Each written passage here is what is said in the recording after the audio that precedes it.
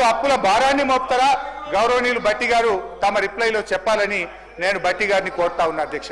ఎందుకంటే అధ్యక్ష మీది కాదండి, నేను భట్టి గారిని అడుగుతున్నా. అరే what is this sir, what is this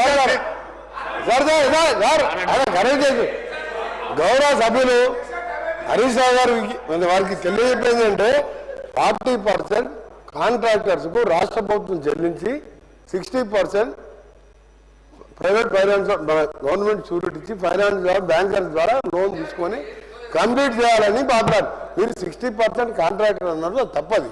Panchayati Raj కూడా అదే విధంగా 12,000 కిలోమీటర్లు, మాది ఒక 12,000 కిలోమీటర్లు, ఎవ్రీ ఇయర్ 4,000 కిలోమీటర్స్ లెక్క కంప్లీట్ చేయాలని ఏప్రిల్ 2nd వీక్లో టెండర్స్ ప్రాసెస్ స్టార్ట్ చేసి మే జూన్ వరకు వర్క్ స్టార్ట్ చేయాలి.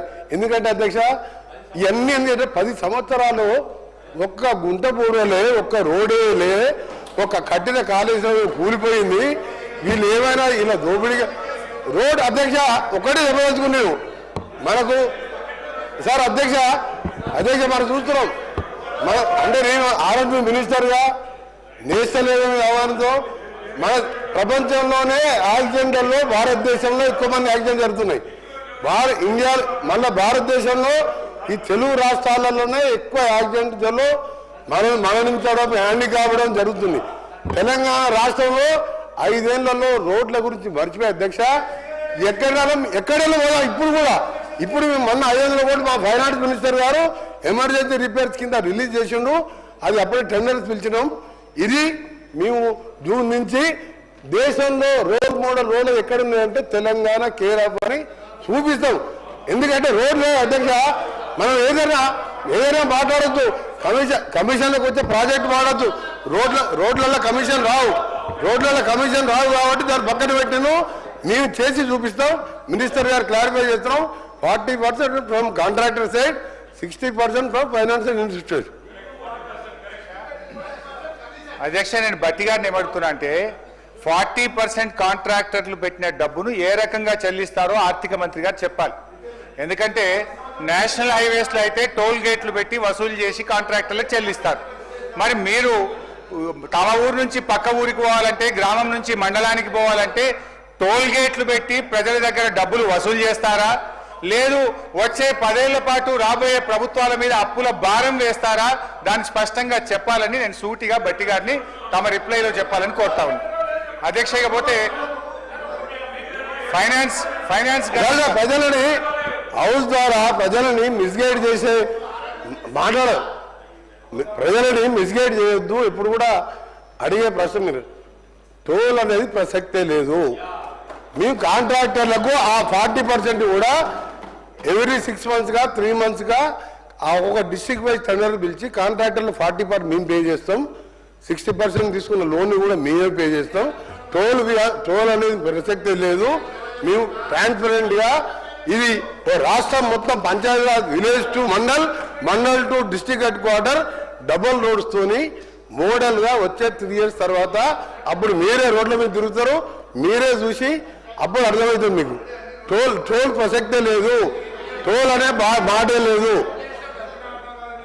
అధ్యక్ష మా ప్రశాంత్ రెడ్డి గారు R&B శాఖ మంత్రి ఉన్నప్పుడే కేసీఆర్ గారు ఈ రాష్ట్రంలో ప్రతి మండలానికి డబుల్ రోడ్ వేశారు, ప్రతి జిల్లా కేంద్రానికి 4 లైన్ రోడ్ వేశారు అధ్యక్ష. అయితే ఈ 40% కాంట్రాక్టర్ల డబ్బు ఆర్థిక మంత్రి గారు నేను అడుగుతా ఉన్నా, ఎన్ని సంవత్సరాలు డబ్బు చెల్లిస్తారు? అంటే రేపటి ప్రభుత్వాల మీద, భవిష్యత్ తరాల మీద ఈ అప్పు భారం వేస్తారా? ఈ అప్పు FRBM పరిధిలోకి వస్తుందా? ఈ అప్పు ఎన్ని సంవత్సరాలు చెల్లిస్తారు అనే విషయాన్ని గౌరవనీయులు భట్టి గారు సమాధానం చెప్పాలి అధ్యక్ష. ఇకపోతే అధ్యక్ష ఫైనాన్స్ సంబంధించి ఇది యాక్చువల్ ఫైనాన్స్ డిపార్ట్మెంట్ విషయానికి వస్తుందా?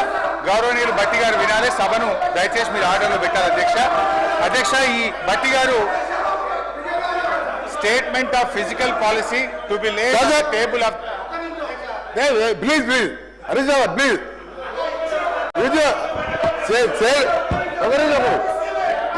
గౌరవ స్పీకర్ గారు అలాగే హరీష్ రావు గారు రిక్వెస్ట్ చేస్తున్నారు. ఒకటే నిమిషం సార్, ఎక్కువ ఒక నిమిషం సార్. మీరు ఇప్పుడు హరీష్ రావు గారు చాలా అంటే నేను దాన్ని ఏ లాంగ్వేజ్ చెప్పాలని చెప్పలేను. ఇంతకంటే ఇంకా పెద్ద జోగు ఉండదు అనుకుంటా నేను. ఒక సిరిసిల్ల, సిద్దిపేట, గజ్వెల్ ఈ మూడు సింగరేణి మినరల్ సింగరేణి ద్వారా Singareni mineral fund, CSR fund, state government fund ఈ మూడు కార్యదర్శులు సార్ మూడు కార్యదర్శులు అధ్యక్ష మీరు కూడా 3 సార్లు శాసనసభ స్పీకర్ గా ఉన్నారు.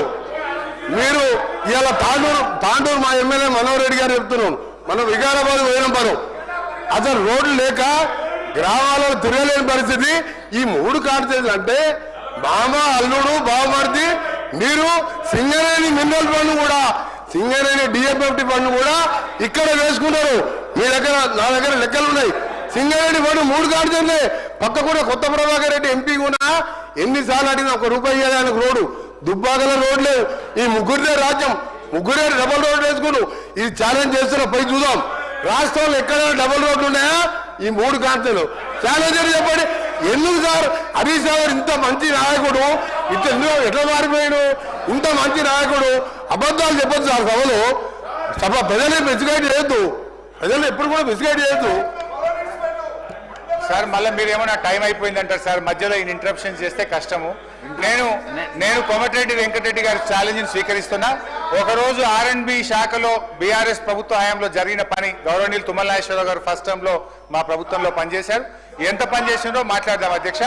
ఒక్క నల్లగొండ పట్టణములోనే 200 కోట్ల రూపాయలు R&B కింద చేశారు అధ్యక్ష. సరే డీటెయిల్ డిస్కస్ చేద్దాం అధ్యక్ష.